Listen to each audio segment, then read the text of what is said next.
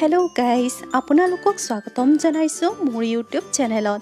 আজি মই আপোনালোকৰ মাজলৈ লৈ আহিছোঁ অতি কম সময়তে বনাব পৰা এটা জলকীয়া আচাৰৰ ৰেচিপি। এই আচাৰটো বনাবৰ বাবে আমাক লাগিব জলকীয়া। মই এয়া সৰু সৰু জলকীয়া লৈছোঁ, লগতে লৈছোঁ আদা আৰু নহৰু সৰু সৰুকৈ কাটি। ইয়াৰ পিছতে মই লৈছোঁ সৰিয়হ গুটি, এয়া হৈছে ধনিয়া পাউডাৰ, জিৰা পাউডাৰ, চফ গুটি, কেইটামান শুকান জলকীয়া আৰু লগতে লৈছোঁ সৰিয়হৰ তেল। ইয়াৰ লগতে মই লৈছোঁ মেথি গুটি, হালধি আৰু লগতে সোৱাদ অনুসাৰে নিমখ। প্ৰথমতে আমি এটা পেনত গোটেই গোটা মছলাখিনি ভাজি ল'ম আৰু সেইখিনি ভালদৰে গুড়ি কৰি ল'ম। আপোনালোকে মছলাখিনি মিহিকৈ গুড়ি কৰিব নালাগে, অলপ গোটা গোটা হৈ থাকিলে আচাৰখন খাবলৈ বেছি ভাল হয়। সেয়েহে আপোনালোকে অলপ অলপ গোটা গোটাকৈ ৰাখিব।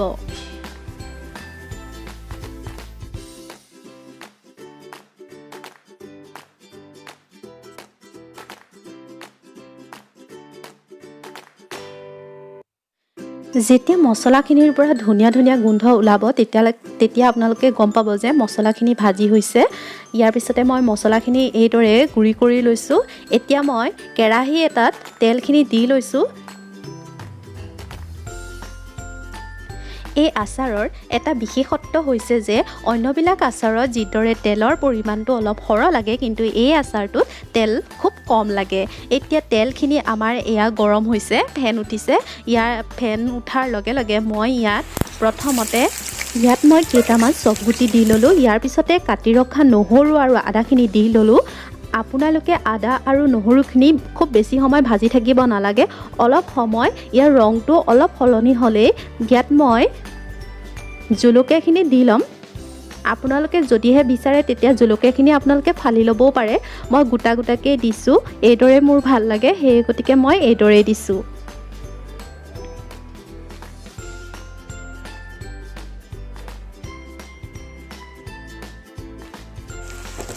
এয়া মই জলকীয়াখিনি দি ল'লোঁ আৰু এইখিনি তেলত মিহলি হোৱাকৈ মই ভাজি লৈছোঁ।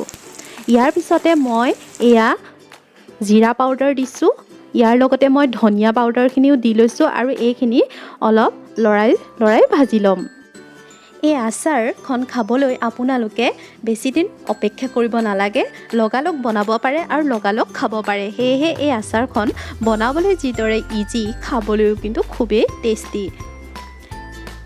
এতিয়া মই এইখিনি ভালদৰে লৰাই ভাজি ল'লোঁ। ইয়াৰ পিছতে মই অলপমান চফ গুটি পাউডাৰ দিছোঁ ইয়াত। ইয়াৰ পিছতে মই যিখিনি ড্ৰাই ৰোষ্ট কৰি ৰখা পাউডাৰ আছিলে সেইখিনি ইয়াত দি লৈছোঁ আৰু এইখিনি অলপ সৰহ পৰিমাণত আপোনালোকে দিব লাগিব। ইয়াৰ পিছতে মই দিছোঁ সোৱাদ অনুসাৰে নিমখ, হালধি গুড়ি, এইখিনি গোটেইখিনি দি ল'লোঁ। দি লৈ এইখিনি অলপ সময় এইদৰে লৰাই মই ভাজি ল'ম।